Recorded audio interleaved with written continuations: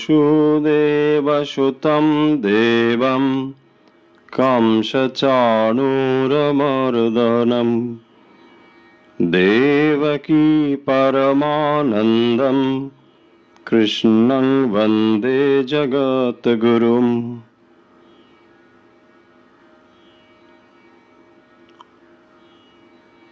আজকের এই অনুধ্যান পর্বে সবাইকে স্বাগত জানাচ্ছি। আশা করি আমাদের এই সরাসরি অনুধ্যান এবং অভ্যাস পর্বে আজও অন্য দিনের মতো আপনারা সমবেত হয়েছেন। আজকের আলোচনার বিষয় আপনারা নিশ্চয়ই জেনে গিয়েছেন। আজ শ্রীমদ্ ভগবদ গীতার ৬ষ্ঠ অধ্যায় নিয়ে আলোচনা করব আমরা। ৬ষ্ঠ অধ্যায়ের আলোচনা ইতিপূর্বে শুরু হয়েছে, সেই আলোচনাই আমরা এখন করছি। এই মুহূর্তে আমাদের সঙ্গে যারা যুক্ত হয়েছেন সবাইকে আন্তরিক শুভেচ্ছা জানাচ্ছি। যারা আজ প্রথম আমাদের সঙ্গে যুক্ত হয়েছেন তাদেরকেও স্বাগত জানাই। আপনারা জানেন বিগত প্রায় ১.৫ মাস ধরে আমরা নিয়মিতভাবে এই অনুষ্ঠানটি করছি। ঠাকুরমা স্বামীজির বিষয় এবং ভগবদ গীতা ইত্যাদি শাস্ত্রীয় বিষয়েও এখানে আলোচনা হচ্ছে এবং পাশাপাশি খানিকটা সময় আমরা ধ্যান প্রাণায়াম ইত্যাদি অভ্যাস করে থাকি। নিত্যদিনের মতো আজকেও আমরা একই রকম ভাবে কিছুটা সময় আলোচনা এবং তারপর ধ্যান প্রাণায়াম অভ্যাস করব। গতকাল আমরা ক্লাসে উপস্থিত থাকতে পারিনি। অনেকে জানিয়েছেন যে ওই সময়টা খুব মিস করেছেন ইত্যাদি, এবং আবার অনেকে জানিয়েছেন ওই সময় আপনারা নিজেরা অভ্যাস করেছেন। খুব ভালো লাগছে যে আপনারা এই সময়টি একটি অভ্যাসের ভেতরে পরিণত করতে পেরেছেন। সবাই এই সময়টির জন্য অপেক্ষা করে থাকেন। নিঃসন্দেহে এটি একটি ভালো দৃষ্টান্ত যে আপনারা সবাই এটিকে ভালোভাবে গ্রহণ করার চেষ্টা করছেন। অন্তরের অতৃপ্তি, অন্তরের প্রাপ্তির আকাঙ্ক্ষা যখন প্রবল হয় তখন মানুষ এই আধ্যাত্মিক জিনিসগুলোকে আরো অনেক বেশি করে ধরতে চায়। খুব স্বাভাবিক। যেমন আমরা এই জগতের নানা বিষয় থেকে মনকে খানিকটা হলেও সরিয়ে নিয়ে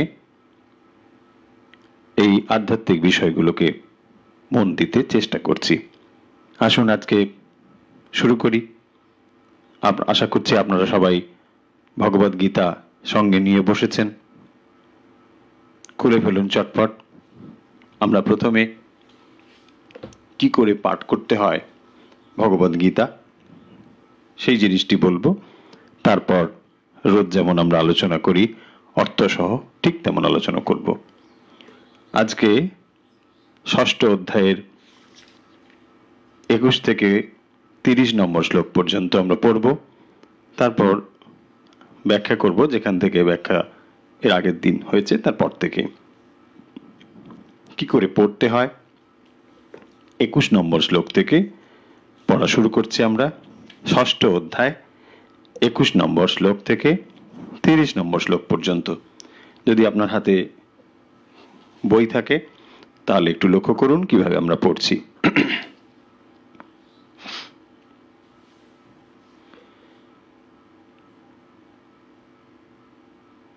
সুখমাত্যন্তিকম যাতাৎ বুদ্ধিগ্রাহ্যমতীন্দ্রিয়ম বেত্তি যত্র ন চৈবায়ম স্থিতশ্চলতি তত্ত্বতঃ। একটু ভেঙে বলছি, দেখে নিন কিভাবে। সুখম আত্যন্তিকম যত্তৎ বুদ্ধিগ্রাহ্যম অতীন্দ্রিয়ম। এইভাবে ভেঙে নিলে অর্থ বুঝতে সুবিধে, পড়তেও সুবিধে। আমি আবার বলি, সুখম আত্যন্তিকম যত্তৎ। যৎ এবং তৎ যুক্ত হয়ে ওখানে যত্তৎ, তারপরে বুদ্ধি, যত্তৎ বুদ্ধি একসঙ্গে হয়েছে। যত্তৎ বুদ্ধিগ্রাহ্যম অতীন্দ্রিয়ম একসঙ্গে হয়ে ম আর অ, মানে হসযুক্ত ম, তারপরে অ যুক্ত হয়ে ম হয়েছে। এরকম নিচের লাইন, বেত্তি যত্র ন চ এব অয়ম ন চৈবায়ম ন চ এব অয়ম স্থিতশ্চলতি স্থিতঃ চলতি তত্ত্বতঃ। তাহলে ভেঙে পড়লে কিরকম হবে?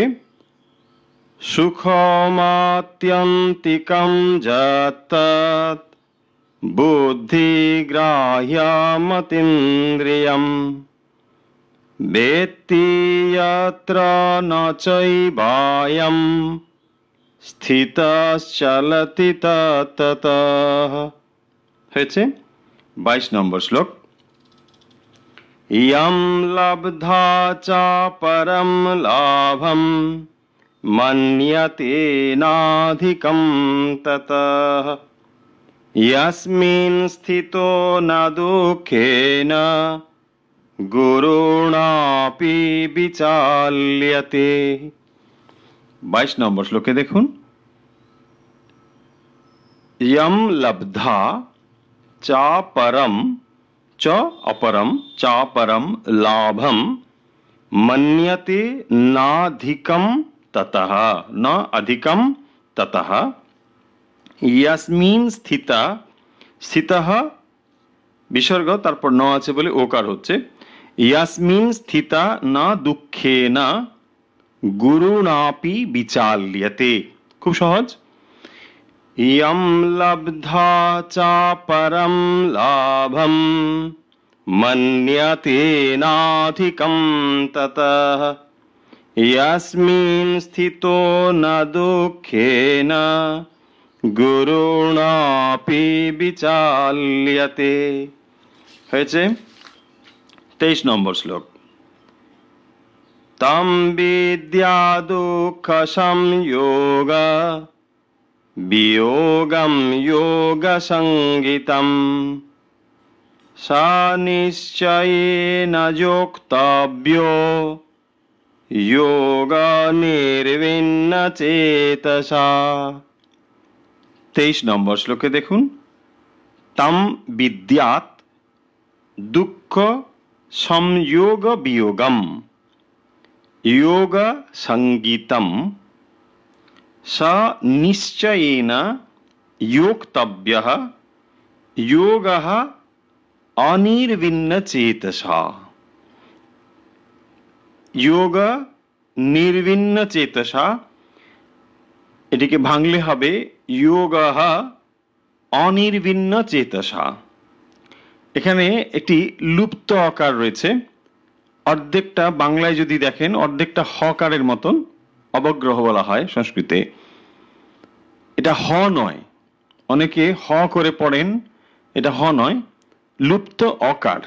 আসলে সন্ধির নিয়ম অনুযায়ী এখানে একটি অ ছিল, সেই অকারটি বোঝানোর জন্যে ওখানে একটি লুপ্ত অকার ব্যবহার করা হয়। সন্ধিতে ভেঙে দিলে হবে যোগঃ অনির্বিণ্ণ চেতসা, অনির্বিণ্ণ চেতসা যোগঃ, যোগঃ যুক্ত অনির্বিণ্ণ চেতসা যোগো নির্বিণ্ণ চেতসা, যোগো নির্বিণ্ণ চেতসা। হয়েছে। তারপর 24 নম্বর শ্লোক দেখুন, সংকল্প প্রভবান কামান ত্যক্ত্বা সর্বান শেষতঃ मनसैवेन्द्रियग्रामं বিনিয়ম্য সমন্ততঃ। 24 নম্বর শ্লোকে দেখুন, সন্ধি একটু ভেঙে নিলে অর্থ বুঝতে সুবিধে হয়। সংকল্প প্রভবান কামান ত্যক্ত্বা সর্বান অশেষতঃ মনসা এব ইন্দ্রিয়গ্রামম, এটা হয়ে গেল মনসৈবেন্দ্রিয়গ্রামম। সন্ধি যুক্ত হয়ে এরকম হয়েছে, মনসা এব ইন্দ্রিয়গ্রামম বিনিয়ম্য সমন্ততঃ। এটিকে ভাঙলে এরকম হয়, আর সন্ধি যুক্ত করে পড়লে, ছন্দে সন্ধি যুক্ত করে পড়াটাই নিয়ম, তাই সন্ধিযুক্ত অবস্থাতেই পড়তে হবে। ছন্দের নিয়ম সন্ধি যুক্ত করে পড়া। সংকল্প প্রভবান কামান ত্যক্ত্বা সর্বান অশেষতঃ মনসৈবেন্দ্রিয়গ্রামম বিনিয়ম্য সমন্ততঃ। 25 নম্বর, শনৈ শনৈরূপমিতাৎ বুদ্ধ্যা ধৃতিগৃহীতয়া আত্মসংস্থং মনঃ কৃত্বা ন কিঞ্চিদপি চিন্তয়েৎ। 25 নম্বর, শনৈ শনৈ উপমেতাৎ উপরমেত উপরমেত বুদ্ধ্যা। শনৈ শনৈ উপরমেত বুদ্ধ্যা ধৃতি গৃহীতয়া। তাহলে কি হলো প্রথমটা? শনৈ শনৈ উপরমেত উপরমেত উপরমেত বুদ্ধ্যা। শনৈ শনৈ রূপমেত বুদ্ধ্যা, উপরমেত উপরমেত যুক্ত বুদ্ধ্যা, উপরমেত বুদ্ধ্যা ধৃতি গৃহীতয়া আত্মসংস্থম মনঃ কৃত্বা না কিঞ্চিত আপি চিন্তয়েৎ। এটিকে ভাঙলে এরকম, একসঙ্গে পড়লে শনৈ শনৈরূপমেতাৎ বুদ্ধ্যা ধৃতিগৃহীতয়া আত্মসংস্থম মনঃ কৃত্বা না কিঞ্চিদপি চিন্তয়েৎ।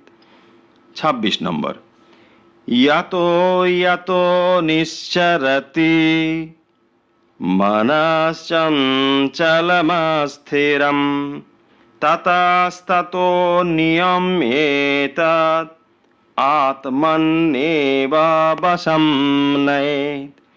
26 নম্বরে দেখুন বলা হচ্ছে, ইয়াতা ইয়াতা নিশ্চরতি মনঃ চঞ্চলম অস্থিরম মনঃ চঞ্চল অস্থিরম ততঃ ততঃ নিয়ম্য এতৎ নিয়ম্যেতৎ আত্মনি এব বশং নয়েৎ। এটিকে যখন আমরা সন্ধিযুক্ত করে পড়ছি, ইয়াত ইয়াত নিশ্চরতি মনশ্চঞ্চলমস্থিরম ততস্ততো নিয়ম্যেতৎ আত্মন্যেব বশং নয়েৎ। 27 নম্বর দেখুন, প্রশান্ত মনসং येनं योगिना সুখমুত্তমম উপৈতি শান্তরজসম ব্রহ্মভূতমকল্মষম। প্রশান্ত মনসম হি येनं योगिनं সুখম উত্তমম উপৈতি শান্তরজসম ব্রহ্মভূতম অকল্মষম। এইভাবে ভাঙলে এভাবে দাঁড়াবে। এগিয়ে যাই। যুঞ্জন্নেবং সদাত্মানম যোগী বিগত কল্মষঃ সুখেন ব্রহ্ম সংস্পর্শম অত্যন্তম সুখমাশ্নুতে। যুঞ্জন এবং সদা আত্মানম যোগী বিগত কল্মষঃ সুখেন ব্রহ্ম সংস্পর্শম অত্যন্তম সুখম আশ্নুতে। 29 নম্বর, সর্বভূতস্থমাত্মানম সর্বভূতানি চাত্মনি ঈক্ষতে যোগযুক্তাত্মা সর্বত্র সমদর্শনঃ। সর্বভূতম আত্মানম সর্বভূতানি চ আত্মনি ঈক্ষতে যোগযুক্তাত্মা সর্বত্র সমদর্শনঃ। এইভাবে পড়তে হবে। 30 নম্বর পড়ে দিচ্ছি। ইয়ো মাং পশ্যতি সর্বত্র সর্বং চ ময়ি পশ্যতি তস্যাহং ন প্রণশ্যামি স চ মে ন প্রণশ্যতি। সন্ধি ভাঙলে কিরকম দাঁড়াবে? ইয় মাম পশ্যতি সর্বত্র সর্বং চ ময়ি পশ্যতি তস্য অহম ন প্রণশ্যামি স চ মে ন প্রণশ্যতি।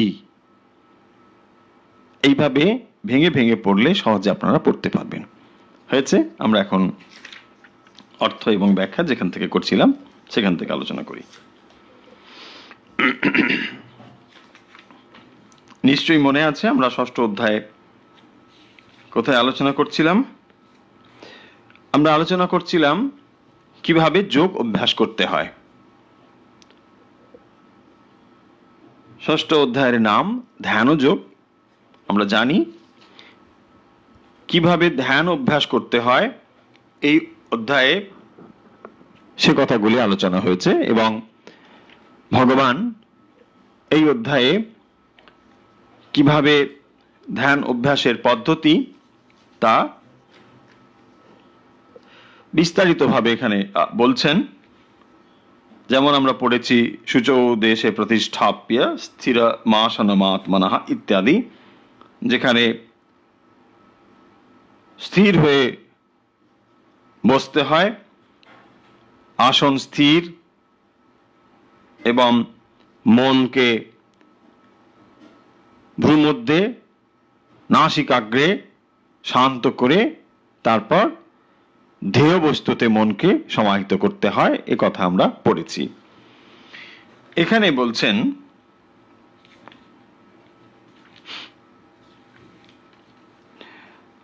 আমরা এর আগের দিন যে অংশ পড়েছি সেখানে যুক্তাহার বিহারস্য যুক্ত চেষ্টস্য কর্মসু যুক্ত স্বপ্ন অববোধস্য যোগ ভবতি দুঃখঃ। কিভাবে একজন যোগী প্রস্তুত হবেন সে কথাও বলেছেন, যে যোগী এবং সন্ন্যাসী এ দুটো যে সমার্থক এ কথাও এখানে বলা হয়েছে এই অধ্যায়ে। যিনি যোগযুক্ত হচ্ছেন, অর্থাৎ যে অষ্টাঙ্গ যোগের কথা রয়েছে সেগুলো যিনি অভ্যাস করে যিনি যোগযুক্ত হচ্ছেন, আর যিনি সমস্ত কর্মফল ঈশ্বরে সমর্পণ করেছেন, যিনি সন্ন্যাস গ্রহণ করেছেন, দুজনেই একই, অর্থাৎ যোগী এবং সন্ন্যাসী এর মধ্যে কোনো তফাৎ নেই।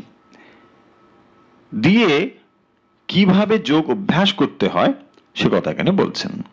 কিভাবে যোগ অভ্যাস করতে হয় তার আগে আমরা আলোচনা করেছি একজন যোগী কিভাবে আসন গ্রহণ করবেন ইত্যাদি, তিনি কিভাবে যোগ অভ্যাস করবেন। একজন যোগী হতে গেলে বা একজন সন্ন্যাসী হতে গেলে বা যিনি ভক্ত হবেন তারও কি দরকার? যুক্ত আহার বিহার, অর্থাৎ আহার এবং বিহারে, বিহার মানে লাইফস্টাইল, তার সারাদিনের যেভাবে তিনি জীবন যাপন করেন এগুলোর মধ্যেও তার একটি সংযত ভাব থাকা চাই। খুব অতিমাত্রায় তিনি আহার গ্রহণ করবেন না, তার জীবনযাত্রা যেন খুব অতিমাত্রায় চঞ্চল না হয়, এই জিনিসগুলো তাকে লক্ষ্য করতে হবে যিনি সত্যিকারের যোগী হতে চান। তা না হলে এমন কি হয় যে সারাদিন আমি জীবন যেদিকে খুশি, মন যেদিকে খুশি ধাবিত হলো, আর সন্ধ্যেবেলা এসে ধ্যানমগ্ন হয়ে গেলাম? এটা সম্ভব? কখনোই সম্ভব নয়। সেই জন্য অনেক সময় আমি বলি যে যদি আপনি 10 মিনিট ধ্যান করতে চান, 10 মিনিট ভগবানকে দিতে চান, তার জন্য একটি দিনের, সারা দিনের প্রস্তুতি প্রয়োজন। 10 মিনিট ধ্যান করতে গেলে, 10 মিনিট জপ করতে গেলে সারা দিনের প্রস্তুতি লাগে। ঠিক সেই রকম এখানে এই কথাগুলো আমরা আলোচনা করেছি, জাস্ট একটু ছুঁয়ে যাচ্ছি।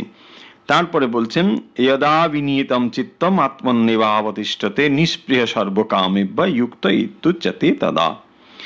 এই কথাগুলো বলে তারপরে বলেছেন যথা দীপ নিবাতস্থ। এই কথা আমরা আলোচনা করেছি। নিবাতস্থ কিরকম? যেখানে বাতাস নেই, বায়ুহীন স্থানে দীপ যেমন করে জ্বলতে থাকে, এইভাবে যোগী আত্মচিন্তায় নিমগ্ন হন। যোগী কিভাবে যোগ অভ্যাস করেন সে কথা এখানে বলছেন।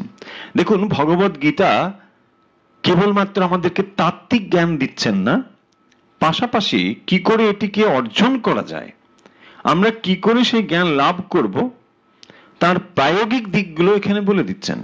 তুমি এই করো, তাহলে এটি লাভ করবে।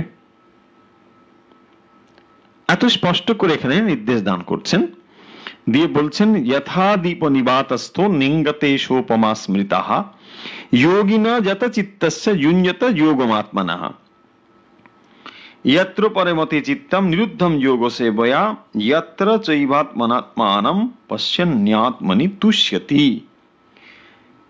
20 নম্বর শ্লোকে আমরা এই আলোচনাগুলো করেছি, খানিকটা আলোচনা হয়েছিল।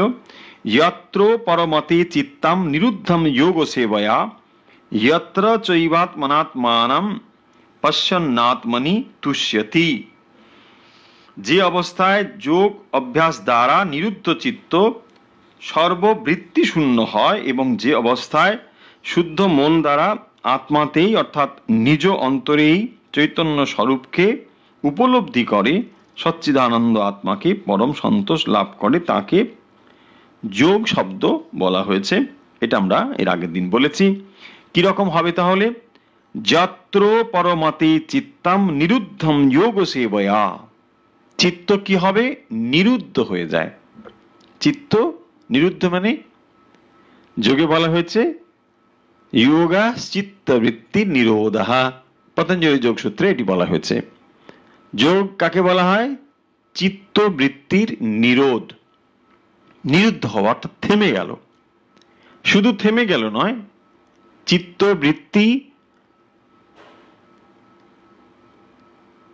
এক আকারে আকারিত হলো, একটি আকারে আকারিত হলো, চিত্তবৃত্তি নিরোধ হয়ে যায়। অর্থাৎ যত সময় পর্যন্ত আমরা এই দৃশ্যমান জগতের সঙ্গে যুক্ত হয়ে আছি, অর্থাৎ যত সময় পর্যন্ত ইন্দ্রিয়গুলো বহির্মুখী হয়ে রয়েছে, তত সময় কি করছি? ইন্দ্রিয় এবং বিষয়ের সঙ্গে সংযোগ হচ্ছে এবং চিত্তে তার একটি প্রকাশ আমরা দেখতে পাচ্ছি। একে বলা হয় বৃত্তি, চিত্তের বৃত্তি। কিরকম? যখন একটি বস্তুকে আমি দেখছি, এটি একটি বস্তু, দর্শনের জন্য আমার ইন্দ্রিয় প্রয়োজন আর এই যন্ত্র দরকার।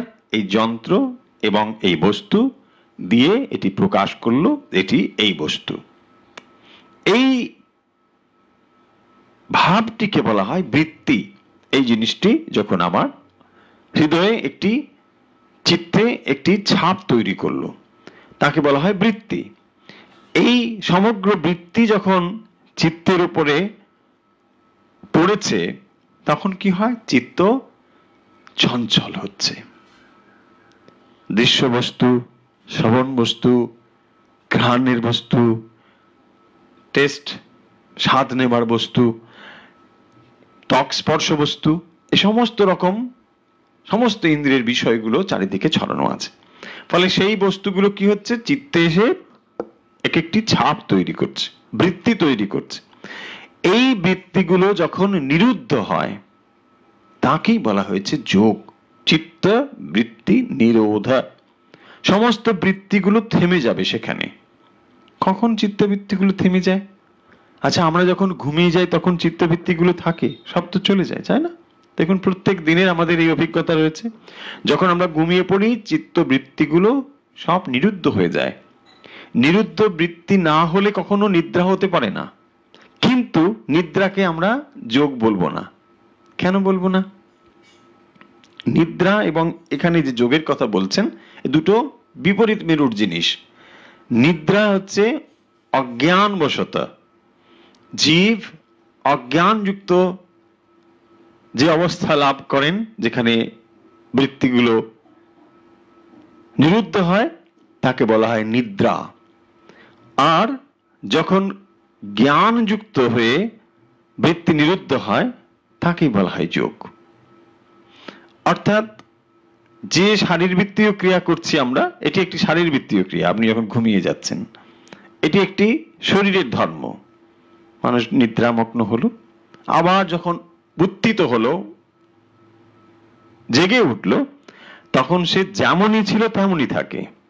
একজন জীব, একজন প্রাণী, একজন মানুষ যখন ঘুমিয়ে যায় এবং তারপরে যখন সে জেগে ওঠে, সে যেমন ছিল তেমনই হয়।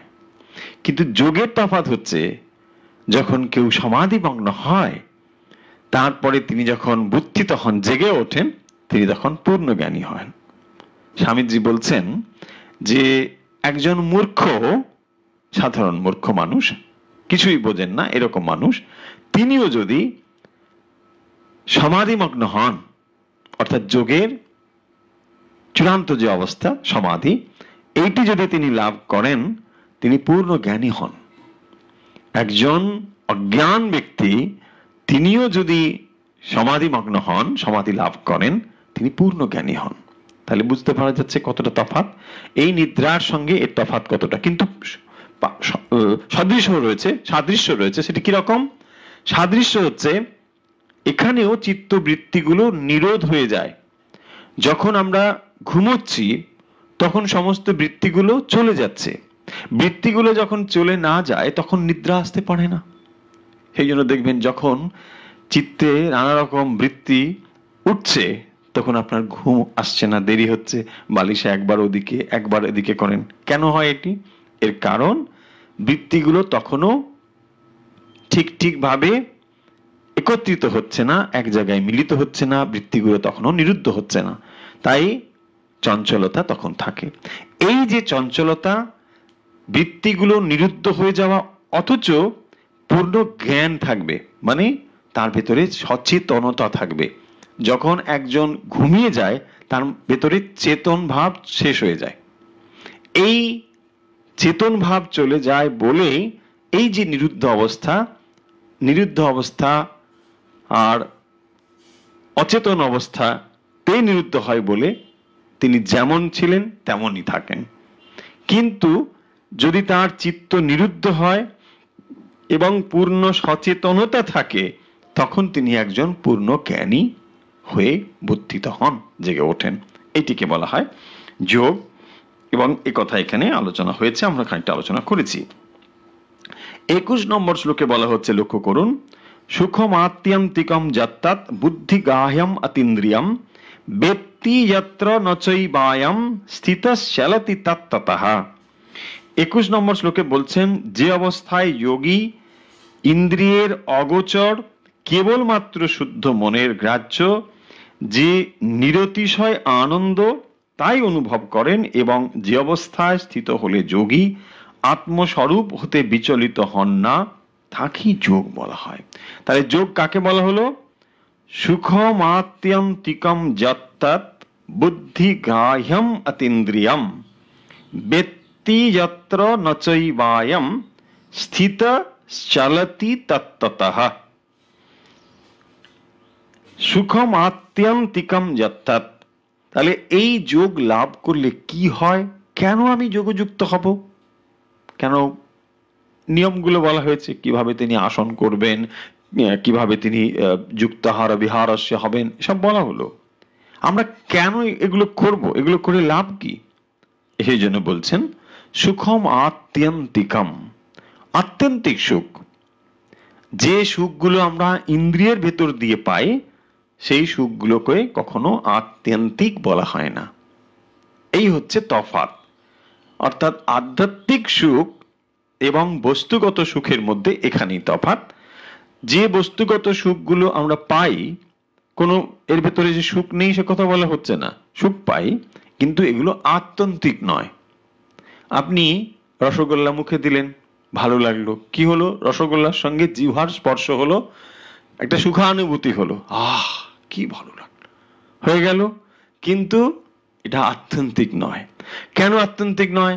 দেখুন, যদি আত্যন্তিক হতো, আরেকটু গভীরে যাচ্ছি বিচারে, যদি বস্তুর ভেতর থেকে আনন্দ আমাকে দিতে পারত, ভালো করে মনোযোগ দিয়ে একটু শুনতে হবে, যদি কোনো বস্তু আমাকে আনন্দ দিতে পারত, যে কোনো বস্তু, বস্তুর ভেতরেই যদি আনন্দের সম্ভাবনা থাকে, আনন্দ দেওয়ার উপকরণ থাকে, তাহলে এই বস্তু সময়,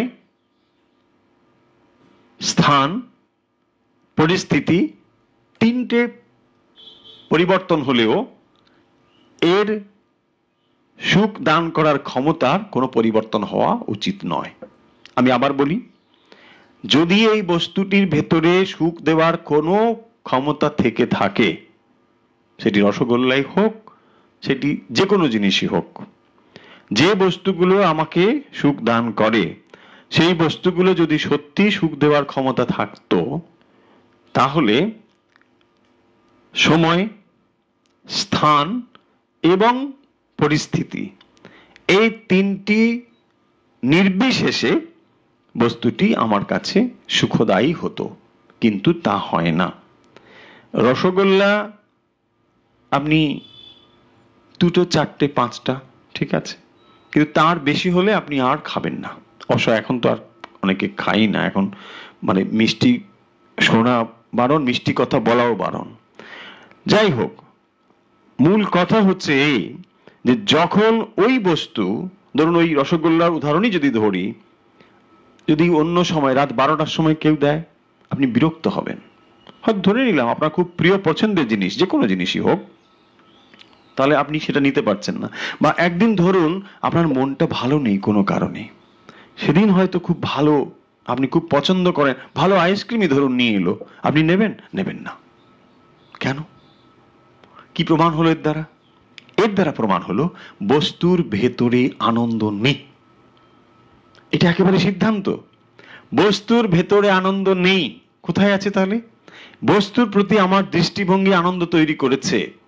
আমি অনেকবার ভেবেছি যে রসগোল্লা বড় মধুর জিনিস, এই ভাবনাই এই বস্তুর প্রতি আমাকে এত বেশি আনন্দদায়ক ভাব ভেতরে দিয়েছে। তাই যখন এই বস্তুটি সঙ্গে আমার সংযোগ হয়, ইন্দ্রিয়ের সংযোগ হয়, তখন তা আমার কাছে সুখদায়ী বলে মনে হয়। আসলে এর বস্তুটির ভেতরে কোনো সুখ দেওয়ার ক্ষমতা নেই।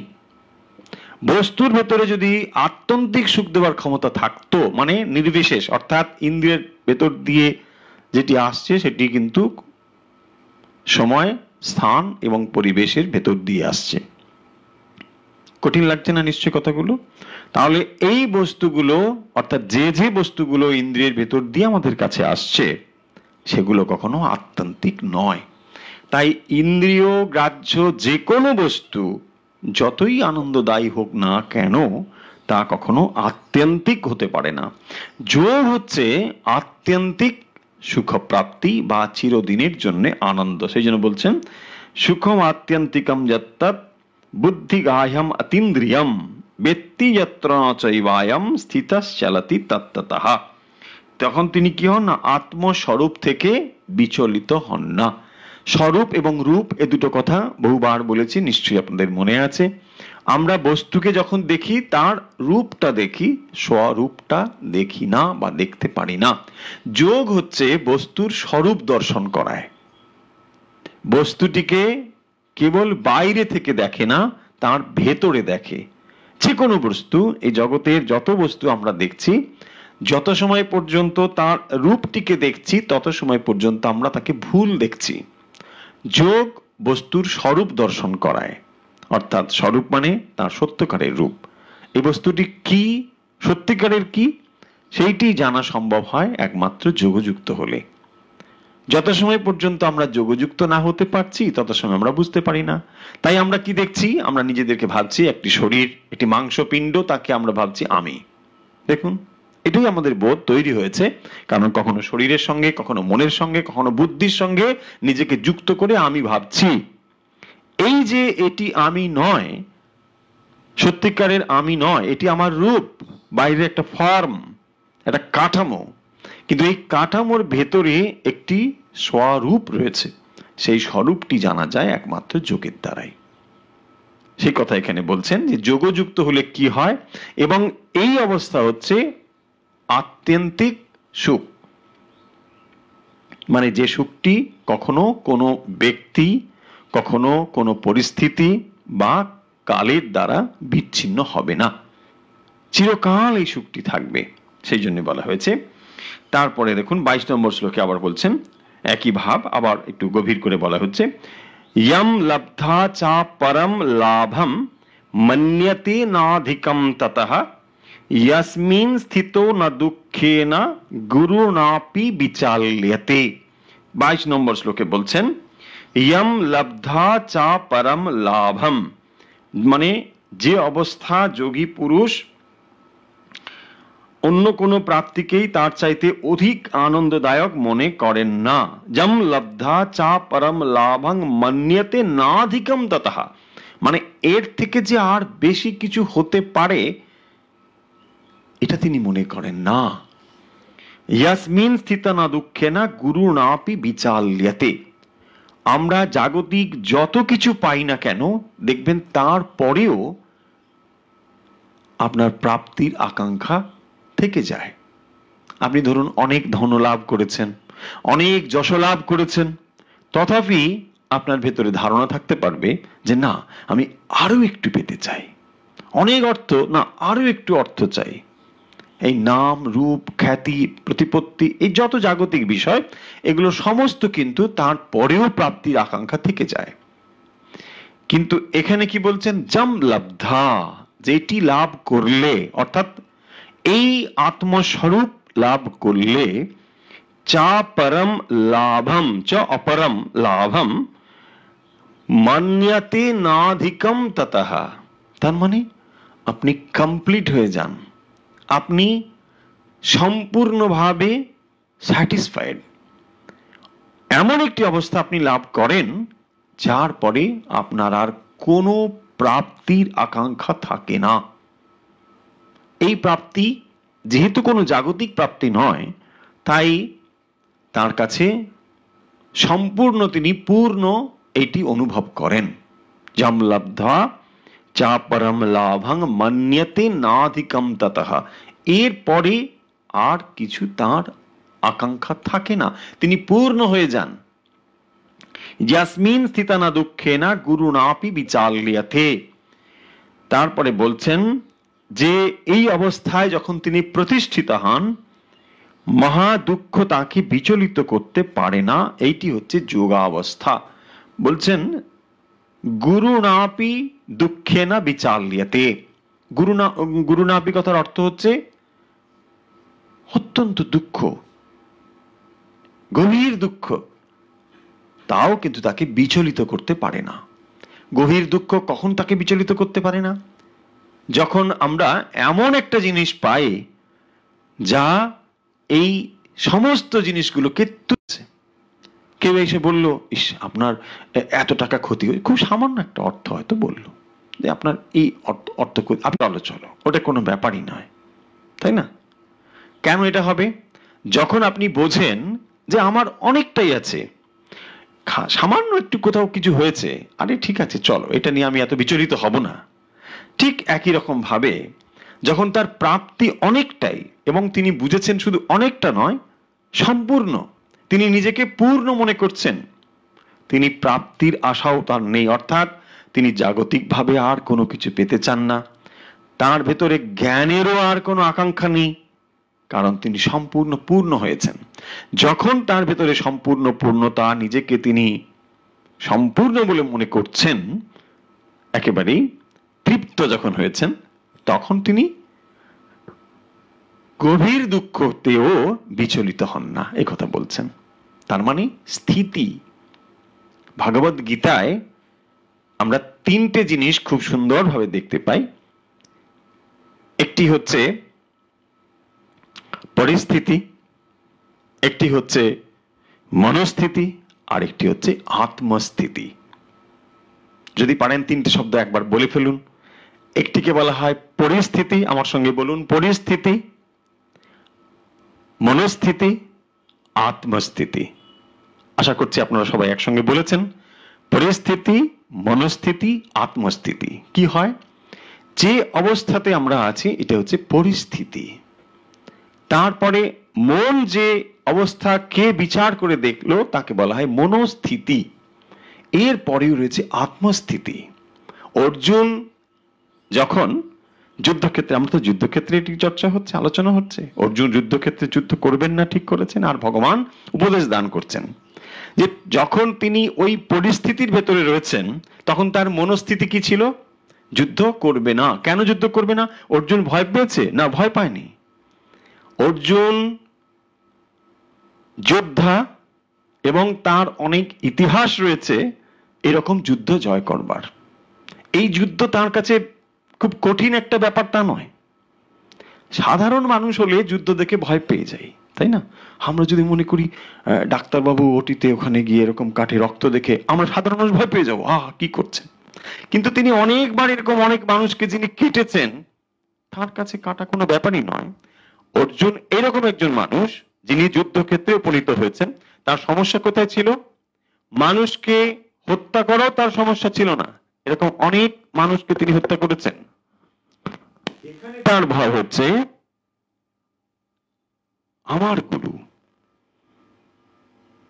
এখানে গুরুজনকে হত্যা করা তার নিজের এই সমস্যা তার হয়েছিল। তাই পরিস্থিতি, মনস্থিতি এবং ভগবান তাকে যে দান করছেন সেটি হচ্ছে আত্মস্থিতি। এই আত্মস্থিতি লাভ করলে কি হয়? গুরু নাভি বিচাল্যতে, তখন তার আর এই গভীর দুঃখ থেকে তিনি আর কোনোভাবেই বিচলিত হন না, হওয়া তার পক্ষে আর সম্ভব হয় না। তারপরে বলছেন 23 নম্বর শ্লোকে আমরা দেখি,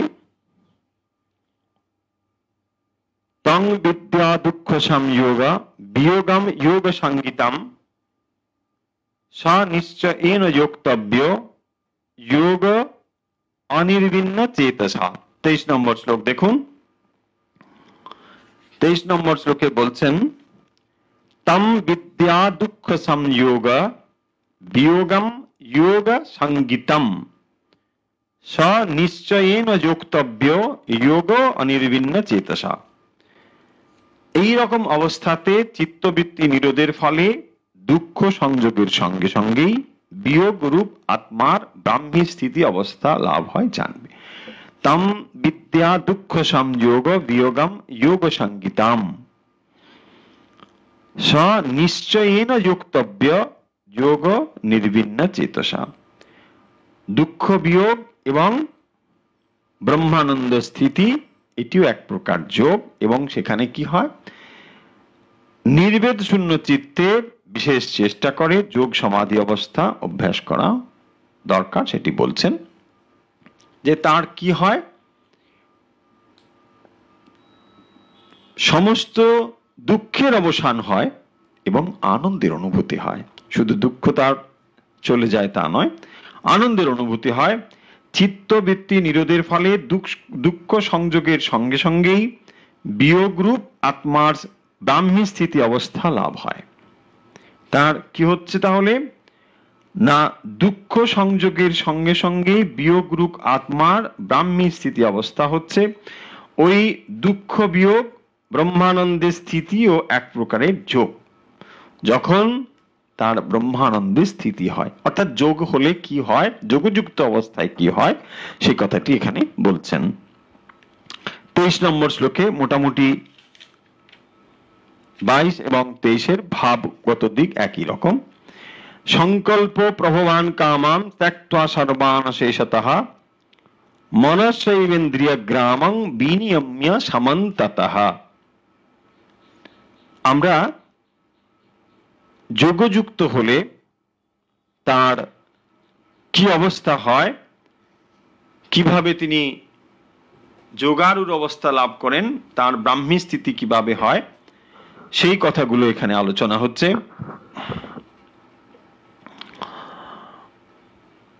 বলছেন যে এই অবস্থায় তার কি হয়, চিত্তবৃত্তি নিরোধ হয় এবং এর ফলে দুঃখ সংযোগের সঙ্গে সঙ্গে বিয়োগরূপ আত্মার ব্রাহ্মী স্থিতি হয়। 24 নম্বর শ্লোকে বলছেন সংকল্পর প্রভবান কামাং ত্যক্ত্বা সর্বান শেষতঃ মনসৈবেন্দ্রিয় গ্রামং বিনিয়ম্য সমন্ততঃ। পূর্ব সংকল্পজাত কামনা বাসনা নিঃশেষে ত্যাগ করে বিবেক সম্পন্ন মন দ্বারা চক্ষুরাদি ইন্দ্রিয় গ্রামকে তত্তৎ বিষয় থেকে নিবৃত্ত করে ধৈর্যযুক্ত বুদ্ধি দ্বারা মনকে ধীরে ধীরে নিরুদ্ধ করবে। এই পরের যেমন শ্লোকে 25 নম্বর শ্লোকে বলেছেন শनै শनै রূপমেতাৎ বুদ্ধ্যাধৃতে গৃহীতয়া। শनै শनै রূপমেতাৎ বুদ্ধ্যাধৃতে গৃহীতয়া আত্মসংস্থং মনঃ কৃত্বা ন কিঞ্চিৎ অপি চিন্তয়েৎ। 25 নম্বর শ্লোকে 24 এবং 25 একসঙ্গে শनै শनै রূপমেতাৎ বুদ্ধ্যাধৃতে গৃহীতয়া আত্মসংস্থং মনঃ কৃত্বা ন কিঞ্চিৎ অপি চিন্তয়েৎ। তিনি কি অবস্থা লাভ করেন না, ধীরে ধীরে নিরুদ্ধ করবে মনকে, আত্মধ্যানে নিবিষ্ট করে ব্রহ্ম ভাবনা ছাড়া অন্য কোনো ভাবনা তার আর থাকে না, চিন্তা করবে না, অর্থাৎ একমাত্র আত্মধ্যানে সমাহিত হয়ে যাবে। কি করে এই অবস্থাটি লাভ করা সম্ভব বা যায় সেটি এখানে বলছেন।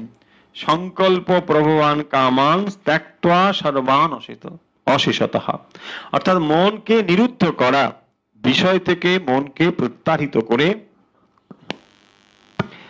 যখন চিত্তে সমাহিত চিত্ত মনসৈবেন্দ্রিয় গ্রামং বিনিয়ম্য সমন্ততঃ, সমস্ত ইন্দ্রিয় থেকে মনকে তুলে নিয়ে এসে শनै শनै মানে ধীরে ধীরে নিরুদ্ধ বুদ্ধ্যা ধৃতি গৃহীতয়া। 25 নম্বর শ্লোকে বলছেন যে ধীরে ধীরে নিরুদ্ধ করা, অর্থাৎ যে কথা একটু আগেই বলা হলো, এবং এই সংযত মনকে আত্মধ্যানে নিবিষ্ট করে ব্রহ্ম ভাবনা ছাড়া যে আত্মসংস্থং মনঃ কৃত্বা ন কিঞ্চিৎ অপি চিন্তয়েৎ, অন্য আর কোনো চিন্তা সেখানে থাকবে না, থাকা উচিত নয়, তবেই এটি যোগযুক্ত হওয়া। অর্থাৎ কি বিষয় এখানে বলা হলো, আমরা আলোচনা যদি একসঙ্গে করে নিই, আজকে যে কথাগুলো আলোচনা করলাম, যে কয়েকটি শ্লোক আজকে মোটামুটি বলা হলো, কি করে যোগযুক্ত হওয়া হয়, যোগযুক্ত কিভাবে সে কথা আগে বলা হয়েছে। এখন বলা হচ্ছে যে এই যোগযুক্ত হলে কি লাভ হয়, কিভাবে সেটি ওই অবস্থা লাভ করা যায় সে কথা বললেন। এবং এই যোগযুক্ত হলে আসলে কি হয় বলছেন, এইভাবে যোগযুক্ত হলে কি হয়, আমরা আত্যন্তিক সুখপ্রাপ্তি, দুঃখ চিরদিনের জন্য চলে যায় এবং সুখপ্রাপ্তি হয়। সেই সুখপ্রাপ্তি কিরকম, আনন্দ, চিরদিনের জন্য আনন্দ হয়। একেই বলা হয় আত্মসংস্থ হওয়া। কি করে সেই অবস্থা লাভ করা যায়, মন সততই বহির্মুখী, মন সততই বাইরের দিকে। কি করে না, ইন্দ্রিয় এবং তার বিষয়গুলো মনকে বাইরের দিকে নিয়ে যায়। এই মনকে ধীরে ধীরে শनै শनै অভ্যাসের দ্বারা বিষয় থেকে মনকে গুটিয়ে নিয়ে এসে আত্মসংস্থ করা। সেই জন্য উপনিষদ বলছেন আবৃত চক্ষুঃ, কঠোপনিষদে বলা হয়েছে আবৃত চক্ষুঃ, বলছেন পরাঞ্চিখানি বত্রনত স্বয়ম্ভু, বলছেন আমাদের সমস্ত ইন্দ্রিয়গুলো যেন বহির্মুখী করে করা হয়েছে। এটি যেন মানুষের প্রতি বিধাতার একরকম অবিচার বলতে পারেন। কিরকম না, সমস্ত ইন্দ্রিয়গুলো বহির্মুখী হয়ে রয়েছে। আমরা সমস্ত বাইরের জিনিসকে দেখতে পাচ্ছি, চোখ বাইরের বস্তু দেখছে, কান বাইরের শব্দ শুনতে পায়, এইভাবেই সমস্ত ইন্দ্রিয়গুলো বহির্মুখী করা রয়েছে। এই বহির্মুখী ইন্দ্রিয়গুলোকে প্রত্যাহৃত করা, ফিরিয়ে নিয়ে আসা, কি করে সেটি সম্ভব? আবৃত চক্ষুঃ, তাহলে চোখকে বলো চোখ বাইরের জিনিস নয়, দেখো ভেতরের জিনিস। কানকে বলো কান বাইরের শ্রবণ বস্তু নয়, ভেতরে রয়েছে। এই রকম করে প্রত্যেকটি ইন্দ্রিয়কে যদি বাইরে থেকে তাকে ভেতরের দিকে আমরা চালিত করি, অর্থাৎ নিরুদ্ধ করি, তখন কি হয় না, চিত্তের ওপরে যে চঞ্চলতা, চিত্তের ওপরে চঞ্চলতাকে কি বলা হয়? বৃত্তি, একটু আগে বলা হয়েছে। এই বৃত্তিগুলো তখন কি হয়? স্থির হয়ে যায়। যোগাস চিত্তবৃত্তি নিরোধা, তখন বৃত্তিগুলো যখন নিরুদ্ধ হয়, স্থির হয়ে যায়, ওই অবস্থায় কি হয়? আত্মা অনুভূত হয়, অর্থাৎ আত্মস্বরূপে অনুভব হয়। যখন সমস্ত বস্তুগুলো চিত্ত থেকে তার বৃত্তিগুলো নিরুদ্ধ হয় এবং আত্মসংস্থ হয়, তখন কি হয়?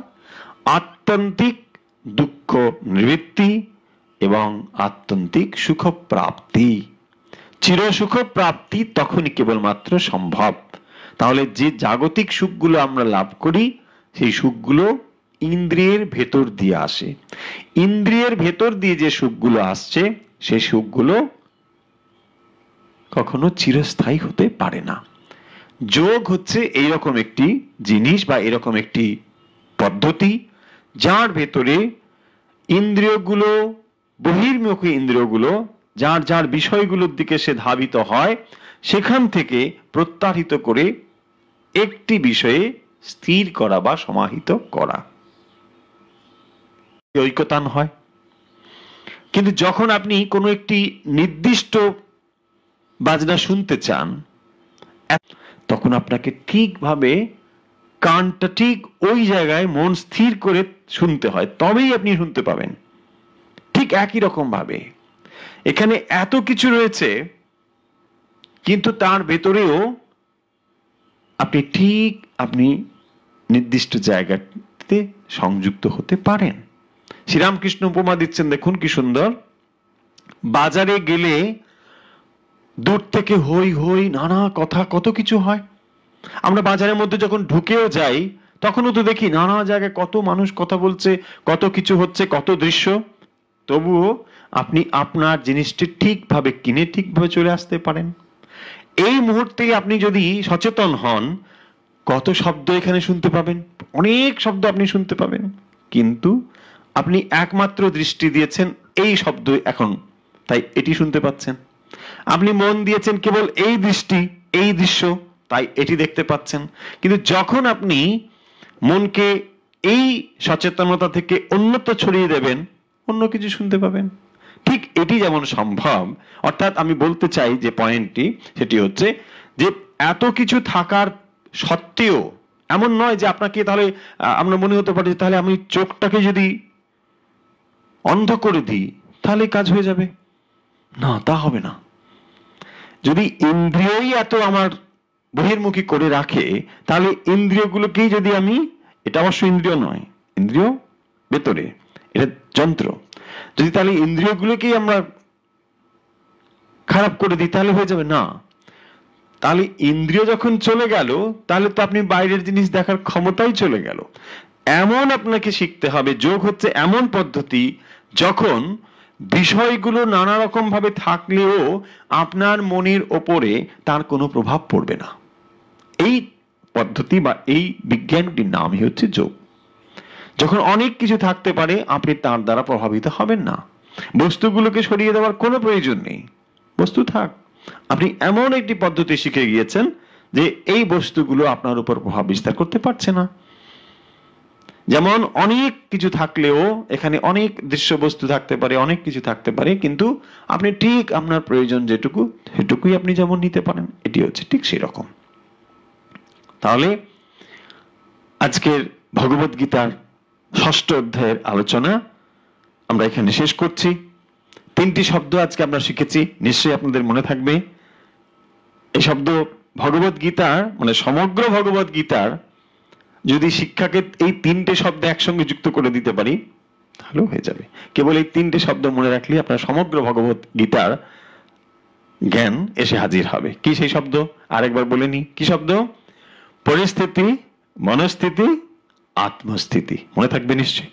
আজকে আমরা ভগবদ গীতার চর্চা এখানে শেষ করছি। আসুন আমরা অভ্যাসে যাই খুব তাড়াতাড়ি।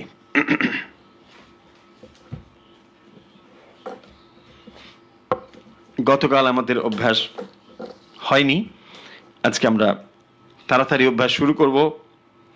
খুব হাতে সময় বেশি নেই, আসুন সবাই তাড়াতাড়ি অভ্যাসের জন্য প্রস্তুত হয়নি।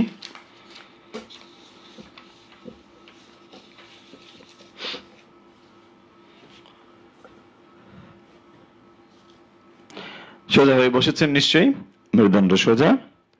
যে যেমন আসন পছন্দ করেন বসে নিন। যদি আপনার পদ্মাসন পছন্দের পদ্মাসন করতে বসতে পারেন।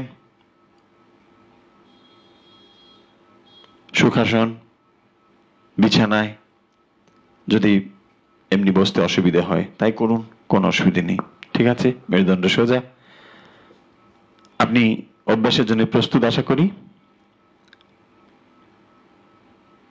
শুরু করি। আচ্ছা, আমরা অনেকদিন ধরে অভ্যাস করছি, এখন আজকে নতুন একটি পদ্ধতি আপনাদেরকে দেখাচ্ছি, দেখে নিন, একটু লক্ষ্য করুন কিভাবে করছি। আমরা শুরু করেছিলাম কিভাবে, এইভাবে বাম দিক থেকে নিয়ে ডান দিকে ছাড়া, এটা আমরা শুরু করেছিলাম, তাই তো?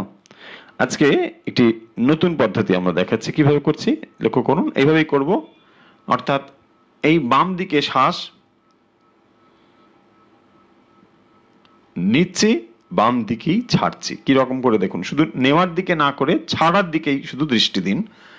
কিভাবে আমি এটা বোঝানোর জন্য শব্দ শুধু করছি, আপনাদের শব্দ করার কোনো প্রয়োজন নেই, খুব ধীরে ধীরে করবেন। অনেকেই দেখেছি বড্ড শব্দ টব্দ করে প্রাণায়াম করতে, কোথাও দেখেছি আমি, এরকম করবেন না, এটি ঠিক নয়।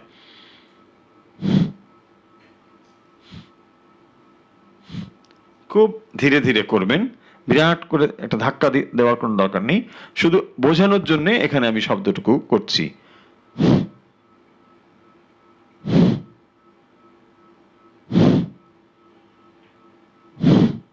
ধীরে ধীরে হয়েছে, এটা করুন। শুধু ডান দিকটাকে চেপে দিন, বাম নাক দিয়ে শ্বাস ধীরে ধীরে ছাড়ুন, শুধু একটু জোর দিয়ে ছাড়ুন, এইটুকু কাজ করুন। 10 বার করুন।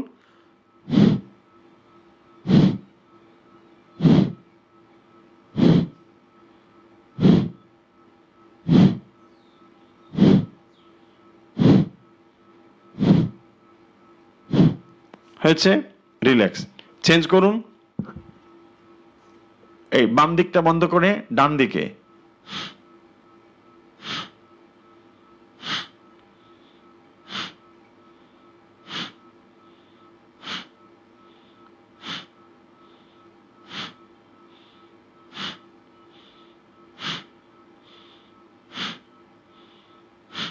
হয়েছে আশা করি। নতুন টেকনিক মনে থাকবে, আজকে অনেকদিন ধরে করছি, শিখে গেছেন আশা করছি। প্রথম বাম দিকে শ্বাস নিয়ে শ্বাস ছাড়া, ছাড়ার দিকে কেবলমাত্র দৃষ্টি দেবো, নেওয়ার দিকে নয়, মনে থাকবে। এইভাবে ধরে এইভাবে, এদিকে 10টা এইদিকে 10টা, হয়ে গেছে। এবারে যা শিখেছি আগে সেইটি, কিভাবে শ্বাস নেবো বাম দিকে, শ্বাস ছাড়ুন ডান দিকে। শুরু করুন, অভ্যাস করতে থাকুন। শ্বাস নিন বাম দিকে, শ্বাস ছাড়ুন ডান দিকে। অনেকদিন ধরে অভ্যাস করছেন, আশা করছি আপনারা অনেকটাই অভ্যস্ত হয়ে গিয়েছেন। করুন এখন। বাম দিকে শ্বাস নিন, ডান দিকে ছেড়ে দিন, ধীরে ধীরে বাম দিকে শ্বাস নিন, ধীরে ধীরে ডান দিকে ছেড়ে দিন। আশা করছি যারা আমাদের সঙ্গে রোজ অভ্যাস করেন আজকেও তারা রয়েছেন এবং অভ্যাস করছেন। ধীরে ধীরে শ্বাস নিন বাম দিকে, ধীরে ধীরে ডান দিকে ছেড়ে দিন।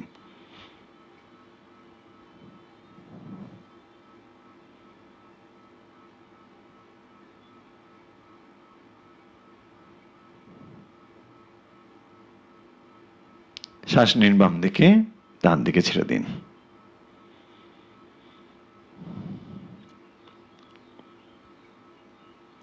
শ্বাস নিন বাম দিকে, ডান দিকে ছেড়ে দিন, ধীরে ধীরে শ্বাস নিন, ধীরে ধীরে ছেড়ে দিন। হচ্ছে রিল্যাক্স। কয়েকবার স্বাভাবিক শ্বাস নিন।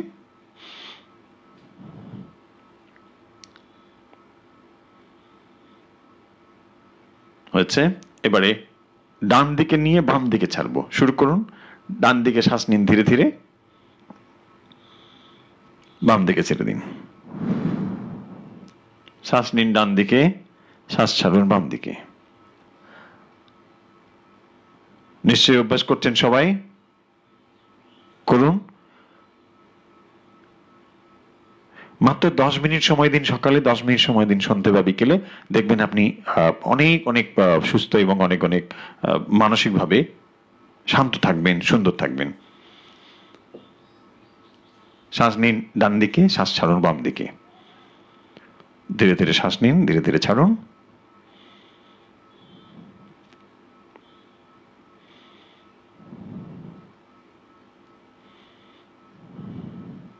হয়েছে?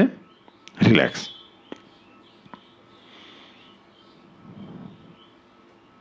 এবারে আমরা যে প্রাণায়াম করি আপনাদের নিশ্চয়ই জানা আছে। নাক দিয়ে শ্বাস নেব, মুখ দিয়ে শ্বাস ছাড়বো। শুরু করুন। নাক দিয়ে শ্বাস নিয়ে নিন, নিয়ে মুখ দিয়ে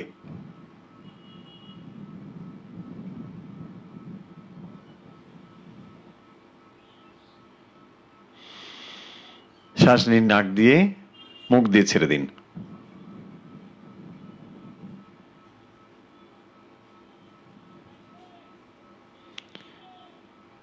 নাক দিয়ে শ্বাস নিন, মুখ দিয়ে ছেড়ে দিন ধীরে ধীরে।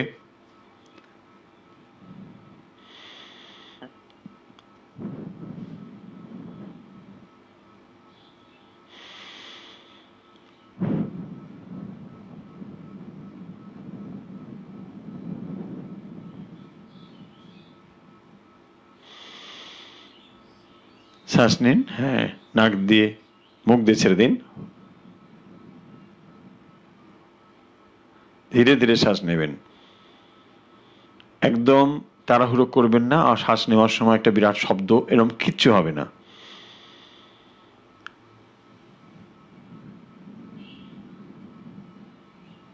খুব ধীরে ধীরে শ্বাস ছাড়বেন, যখন ছাড়বেন শব্দ হবে না।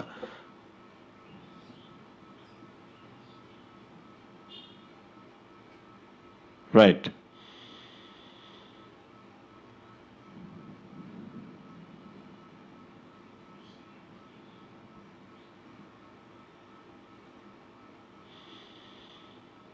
ধীরে ধীরে দুটো নাক দিয়ে শ্বাস নেবেন, ধীরে ধীরে মুখ দিয়ে ছেড়ে দেবেন।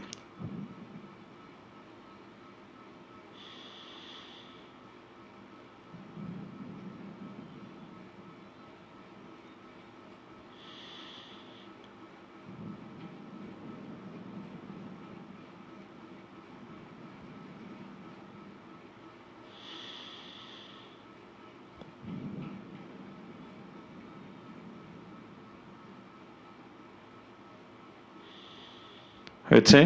রিল্যাক্স। স্বাভাবিক শ্বাস নিন কয়েকবার, ধীরে ধীরে শ্বাস নিন, ধীরে ধীরে শ্বাস ছাড়ুন।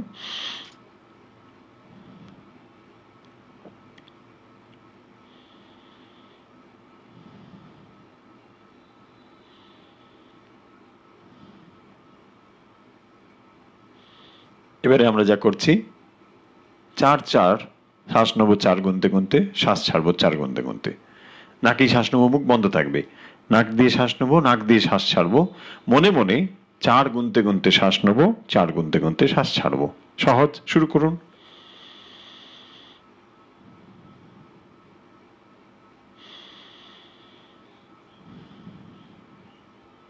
সোজা হয়ে মেরুদণ্ড সোজা, চোখ বন্ধ, শ্বাস মনে মনে 4 বার গুনতে গুনতে নিন।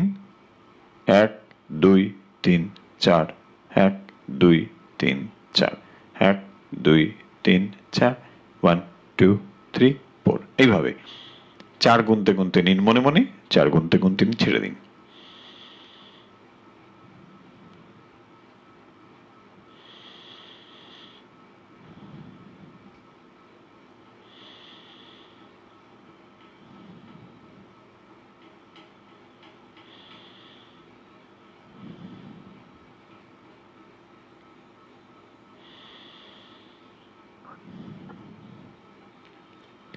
আমরা প্রাণায়াম পর্ব শেষ করে মেডিটেশনে আসব। আজকে আপনাদের অনেকে জানতে চেয়েছিলেন, আমরা একদিন সেই পর্ব করব যে বিশেষ বিশেষ। আজকে অনেকে লিখেছেন যে হাই ব্লাড প্রেশার হলে মানে কিভাবে কি করবেন, প্রাণায়াম কিভাবে করবেন সেটা জানতে চেয়েছেন, বা এর সঙ্গে যুক্ত যারা খুব তাড়াতাড়ি রেগে যান বিভিন্ন কারণে, তাদের জন্যে আসলে রাগে বা হাই ব্লাড প্রেশারের কারণ কিন্তু একই। কারণ হচ্ছে এই যে আমাদের যখন ডান মস্তিষ্ক এবং বাম মস্তিষ্ক দুটো দিক আছে, বা আমাদের যদি নাসিকার দিক থেকে দেখি, একটিকে বলা হয় সূর্য নাড়ি, একটিকে বলা হয় চন্দ্র নাড়ি। যখন সূর্য নাড়ি অধিক পরিমাণে ক্রিয়াশীল তখন বাম মস্তিষ্ক অধিক ক্রিয়াশীল, যখন চন্দ্রনাড়ি অধিক ক্রিয়াশীল তখন ডান মস্তিষ্ক অধিক ক্রিয়াশীল।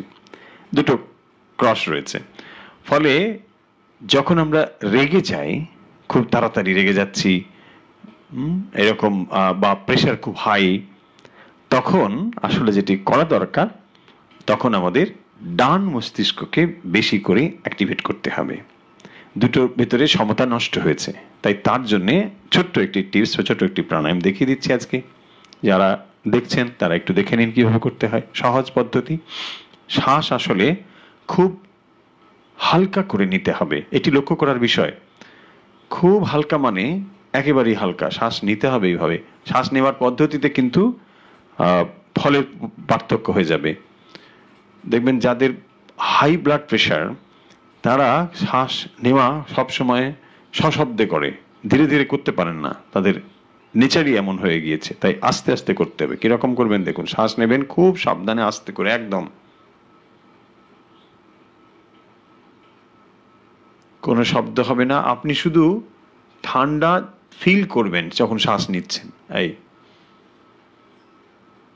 শ্বাস নেবার পরে 4 কাউন্ট অবধি শ্বাস রাখবেন। অনলি 4, 1 2 3 4, বেশি একদম না। মানে ভাববেন বেশ বেশি রাখলে ভালো হবে এরকম না। শ্বাস নিয়ে নিলেন বাম নাকে,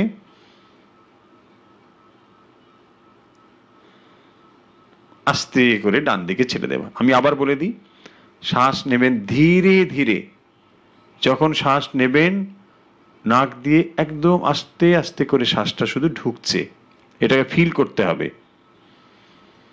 এই ফিলিং এর ওপরেই আমাদের অনেক রকম সিক্রেশন হয়, অনেক রকম ব্যাপার আছে ভেতরে, এত ডিটেলস বলছি না।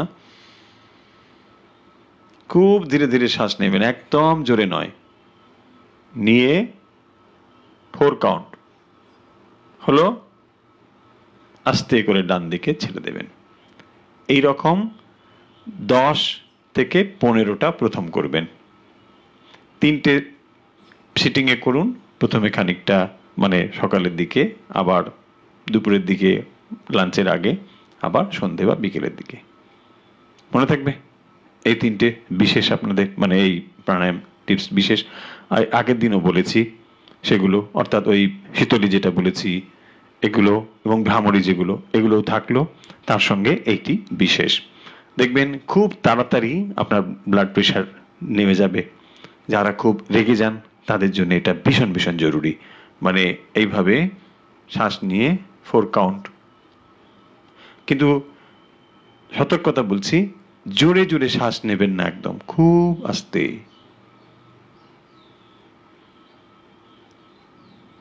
এই হয়েছে।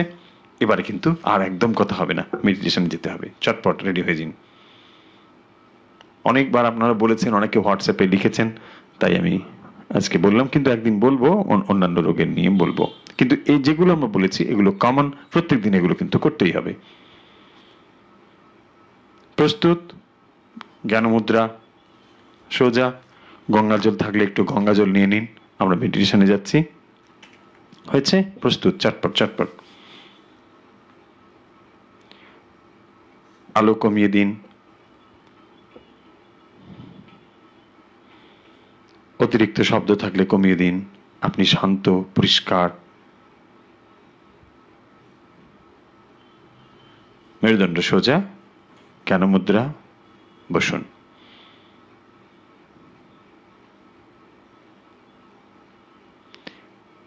মনে মনে অন্তরে পবিত্রতা সর্বত্র ছড়িয়ে দিন। আপনার অন্তরে পবিত্রতা কল্পনা করুন, আপনার চারিদিকে ধীরে ধীরে ছড়িয়ে দিন আপনার অন্তরের পবিত্রতাকে।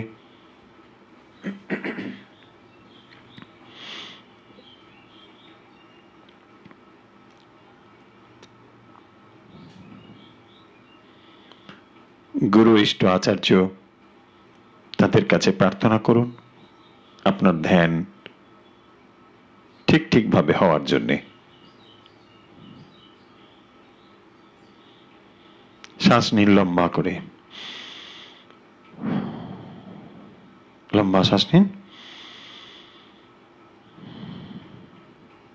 আবার নিন, লম্বা শ্বাস নিন,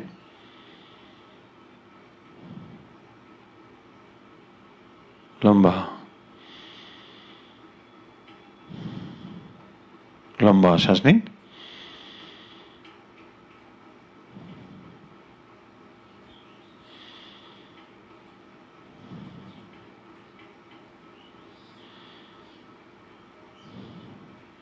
লম্বা শ্বাস নিন,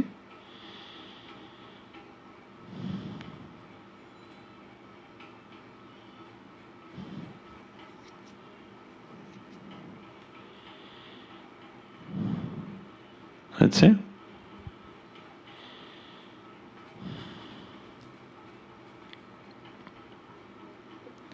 ধীরে ধীরে পায়ের পাতা থেকে মাথা পর্যন্ত শরীরকে শিথিল করে দিন।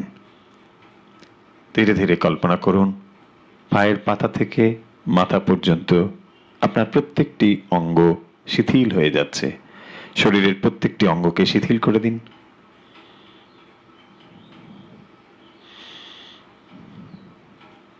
পায়ের বুড়ো আঙ্গুল,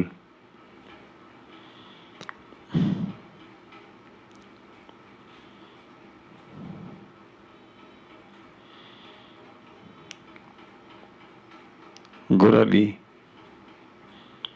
হাঁটু,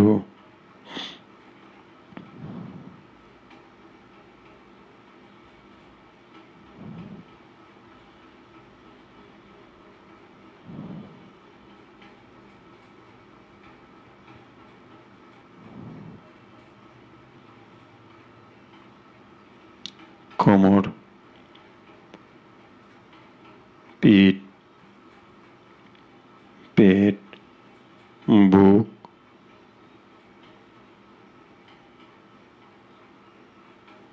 ডান হাত, বাম হাত, মেরুদণ্ড সম্পূর্ণ শিথিল করে দিন। মনে মনে কল্পনা করুন আপনার শরীর সম্পূর্ণ শিথিল।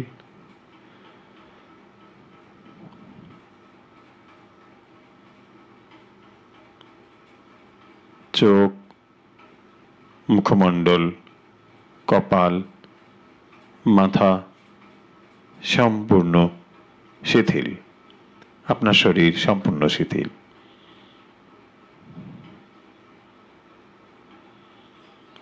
ধীরে ধীরে শ্বাস নিন, ধীরে ধীরে ছাড়ুন।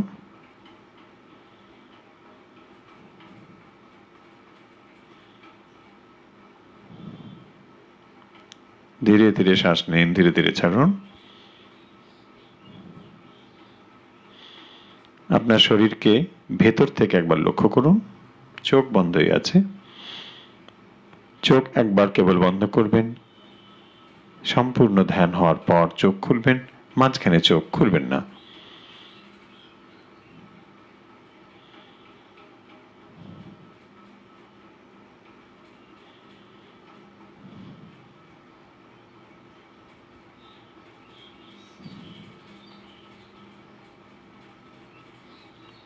শরীরকে ভেতর থেকে লক্ষ্য করুন।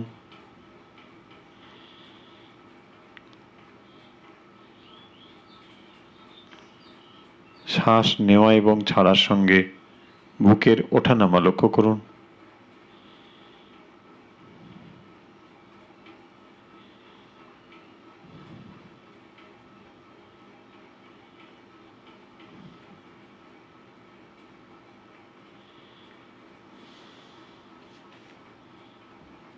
ধীরে ধীরে শ্বাস নিন, ধীরে ধীরে শ্বাস ছাড়ুন। শ্বাস ধীরে ধীরে নিন, ধীরে ধীরে ছাড়ুন।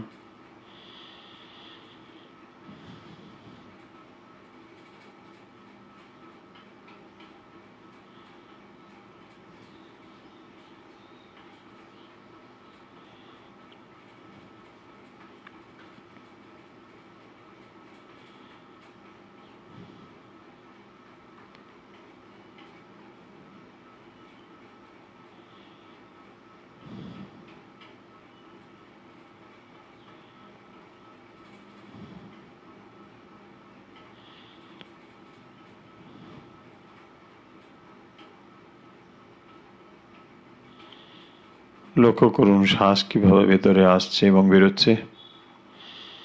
অনুভব করুন শ্বাসকে।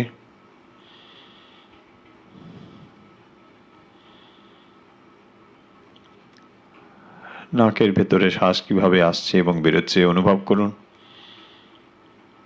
অনুভব করুন যখন শ্বাস নিচ্ছেন একটু ঠান্ডা ঠান্ডা অনুভব হচ্ছে, যখন শ্বাস বেরোচ্ছে একটু গরম গরম অনুভব হচ্ছে। অনুভব করুন।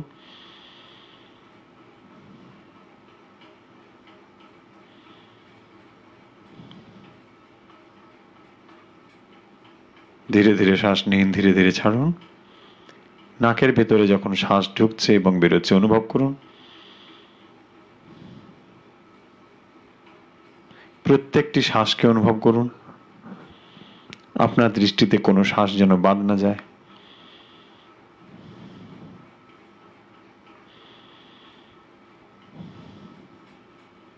লক্ষ্য করুন প্রত্যেকটি শ্বাসকে।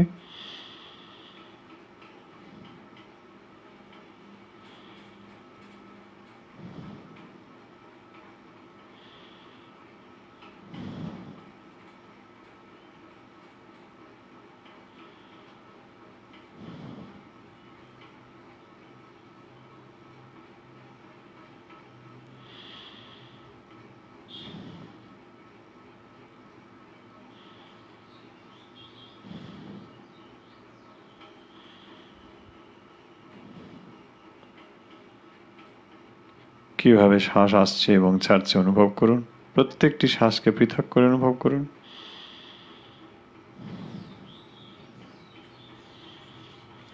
মন দিন শ্বাসের পথে।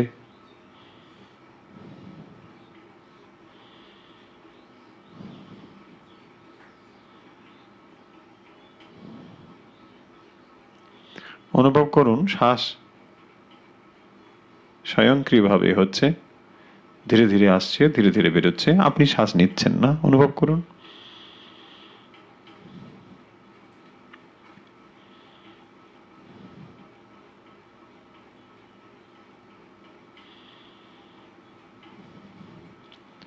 অনুভব করুন শ্বাস আপনি নিচ্ছেন না, স্বয়ংক্রিয়ভাবে শ্বাস আপনার ভেতর প্রবেশ হচ্ছে আবার বেরিয়ে যাচ্ছে। অনুভব করুন।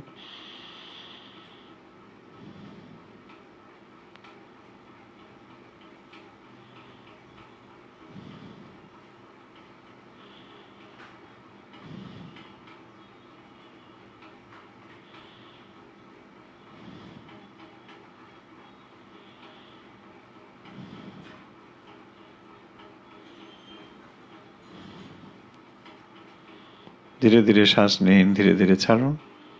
অনুভব করুন শ্বাস আপনার ভেতরে প্রবিষ্ট হচ্ছে আবার বেরিয়ে যাচ্ছে। দেখুন, অনুভব করুন আপনার চেষ্টা ছাড়াই শ্বাস ভেতরে আসছে এবং বেরোচ্ছে। অনুভব করুন।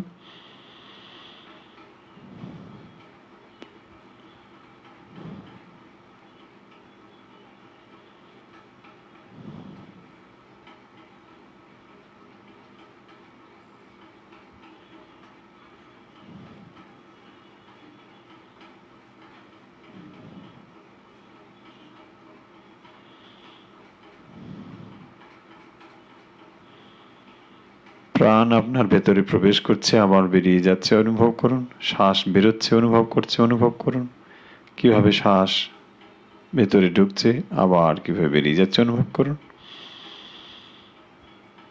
প্রাণ শক্তি ভেতরে প্রবেশ করছে, অনুভব করুন।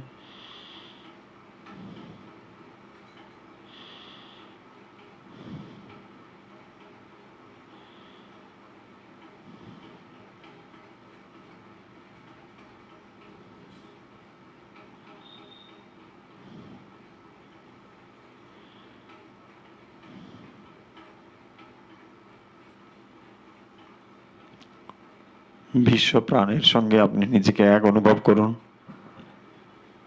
যে প্রাণ শক্তি নিজের ভেতরে প্রবেশ করছে শ্বাসের দ্বারা, সেই প্রাণ সর্বত্র রয়েছে, অনুভব করুন।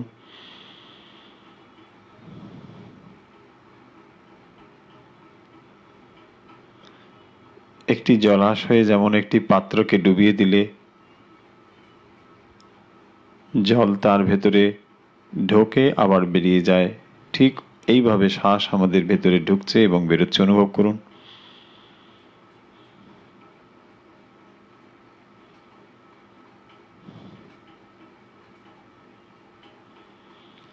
সর্বব্যাপী এই প্রাণ, তার ভেতরেই আমরা রয়েছি।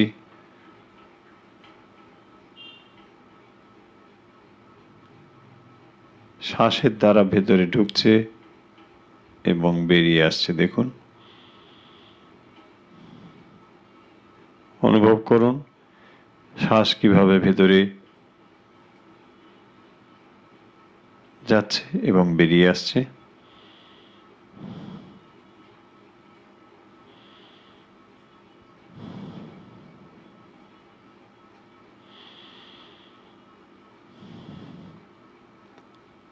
সর্বব্যাপী শ্বাস, সর্বব্যাপী প্রাণ কিভাবে শরীরে প্রবেশ করছে এবং বেরোচ্ছে, অনুভব করুন।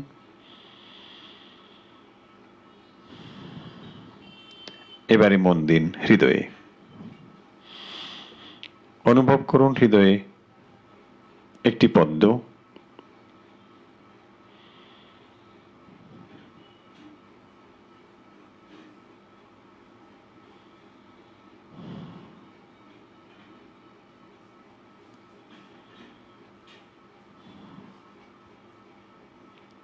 ধীরে ধীরে শ্বাস নিন, শ্বাস আরো ধীরে ধীরে।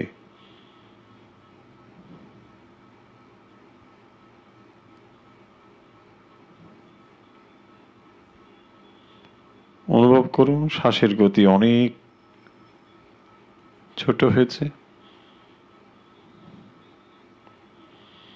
শ্বাস এতটাই কম কম হয়ে গেছে মনে হচ্ছে যেন নাকের বাইরেই বেরোচ্ছে না।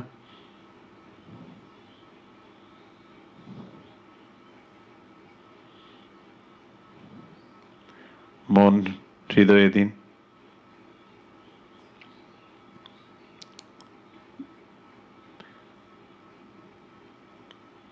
হৃদপদ্মে মন স্থির করুন।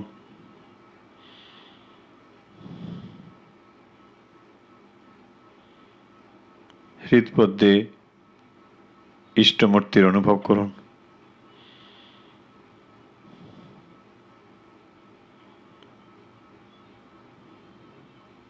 অথবা জ্যোতির অনুভব করুন, অথবা ওঙ্কার অনুভব করুন।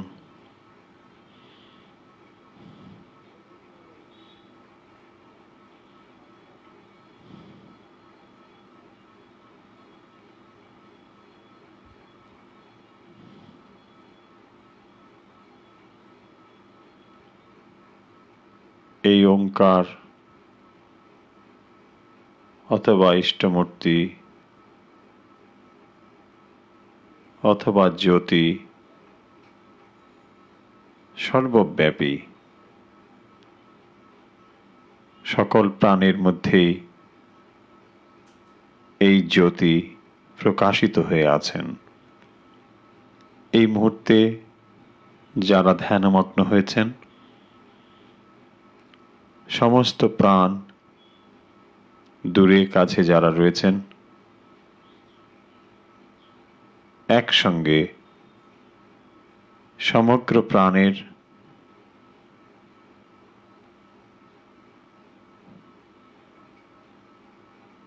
মঙ্গল প্রার্থনায়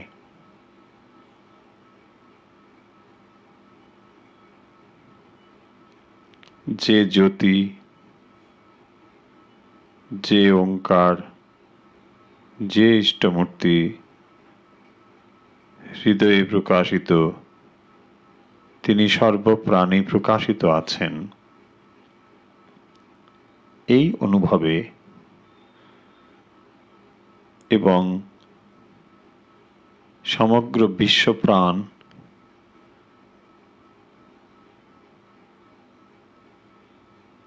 সকলের মঙ্গল প্রার্থনা করে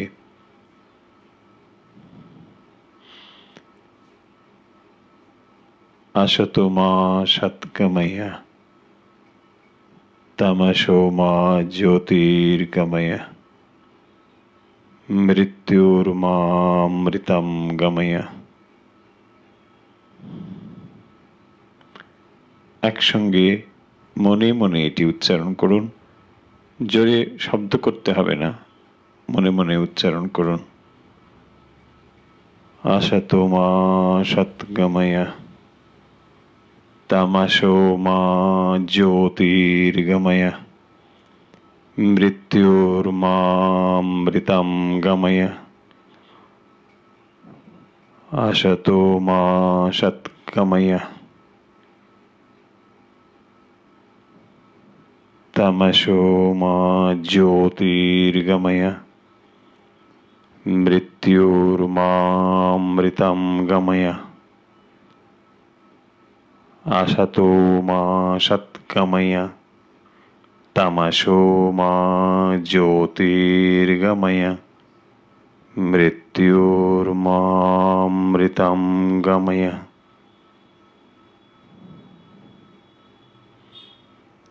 আমাকে অসৎ থেকে সত্যে নিয়ে যাও,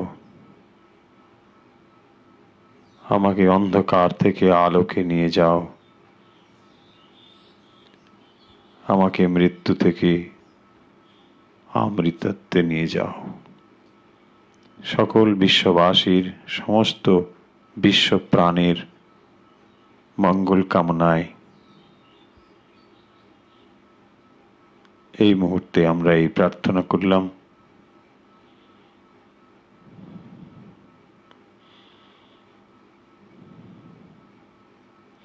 মন নিয়ে আসুন হৃদয়ে,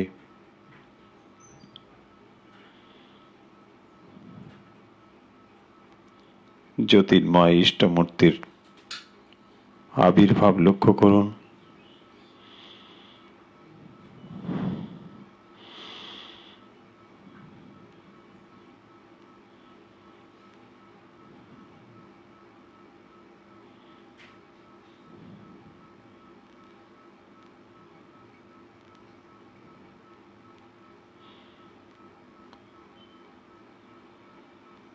হৃদয়ে দিব্য জ্যোতি, জ্যোতির্ময় ইষ্টমূর্তি অনুভব করে নিজের সমগ্র প্রার্থনা সমর্পণ করে দিন।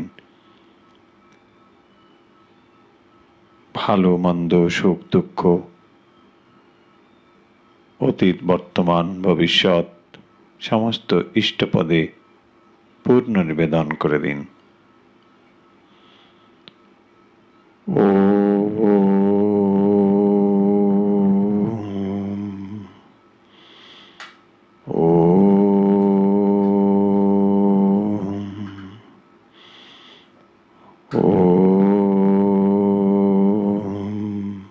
হরি ওম তৎসৎ।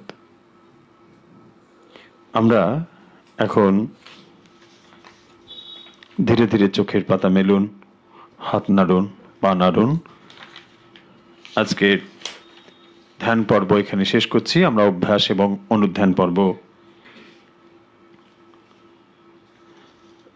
শেষ করব। আজকে যে প্রশ্নোত্তর ছিল, প্রশ্ন এবং তার উত্তর এবং উত্তরদাতাদের নাম তাড়াতাড়ি ঘোষণা করব এবং আজকে প্রশ্ন দিয়ে আমরা শেষ করব, যেমন অন্যদিনও করে থাকি। 13 তারিখের লীলা প্রসঙ্গের ক্লাসের প্রশ্ন ছিল যে ঠাকুরের দ্বিতীয় ভাব সমাধি কখন হয়েছিল? এটি ছিল প্রশ্ন। ঠাকুর শ্রীরামকৃষ্ণের ভাব সমাধি, দ্বিতীয় ভাব সমাধি কখন হয়েছিল? এর সঠিক উত্তর হচ্ছে আনুর বিশালাক্ষী মন্দিরে যাওয়ার সময়। অনেকেই সঠিক উত্তর দিয়েছেন। যারা যারা সঠিক উত্তর দিয়েছেন এবং তার যে নাম দ্রুত আমাদের কাছে এসে পৌঁছেছে তাদের কতগুলো নাম আমরা এখানে পড়ছি। যারা সঠিক উত্তর দিয়েছেন এবং তাড়াতাড়ি পাঠিয়েছেন তারা হলেন প্রভাত দালাল জার্মানি, শুভ্রা চক্রবর্তী মৌলালি, শিশির বিন্দু দে তেঘরিয়া, স্বস্তিকা রায় হাওড়া, সুশান্ত ঘোষ টাকি, শান্তিগোপাল চন্দ বাঁকুড়া, সুমিতা ভট্টাচার্য আসাম, সলিল চ্যাটার্জি বাঁকুড়া, বিশ্বনাথ গুহ ঠাকুরতা গোপালপুর হাউজিং, মিঠু চক্রবর্তী দমদম।